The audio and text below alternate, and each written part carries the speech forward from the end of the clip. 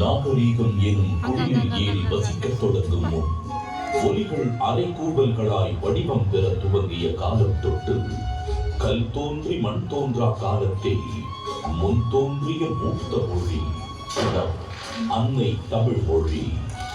காலமெல்லாம் கடந்து நிற்கும் நம் தமிழ் மொழி உலகில் மிக பழமையான மொழி என்று கருதப்படுகிறது. மொழிகளுக்கெல்லாம் தாய்மொழியாக திகழ்ந்து தமிழரின் வரலாறு, வாழ்வியல், அறம், மாண்பு மற்றும் கலாச்சாரத்தின் அடையாளமாக விழுந்து வரும் அன்னை தமிழ் மொழியின் தொன்மையை அதன் பண்பாடு, இலக்கியம், சிற்பக்கலை, ஓவியக்கலை, கட்டிடக்கலை மற்றும் கல்வெட்டுகளில் காண முடிகிறது. 3 பிரிவுகள், 133 அதிகாரங்கள், மொத்தம் 1330 குறள்களில் இப்பாரினை அளந்து இவ்வுலகிற்கு இன்றியமையாத பொதுமறையை இயற்றி தந்த தமிழ் தாயின் தலைமகன், வையத்துள் வாழ்வாங்கு வாழ்ந்த தெய்வ புலவர் திருமகனார் திருவள்ளுவர்.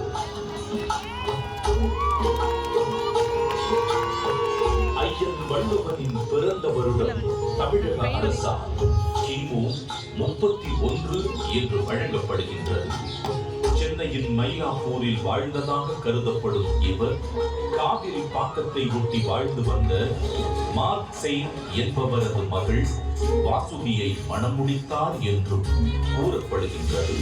தன்னை பற்றிய குறிப்புகள் மிக குறைவாகவே கிடைக்கப் பெற்றுள்ள போதிலும் தன் சொற்களால் தமிழ் கடத்தி சாதி மத வேதங்களை களைந்து மனிதத்தை உயர்த்தி பிடித்தவர் வள்ளுவர் திருமகனார்.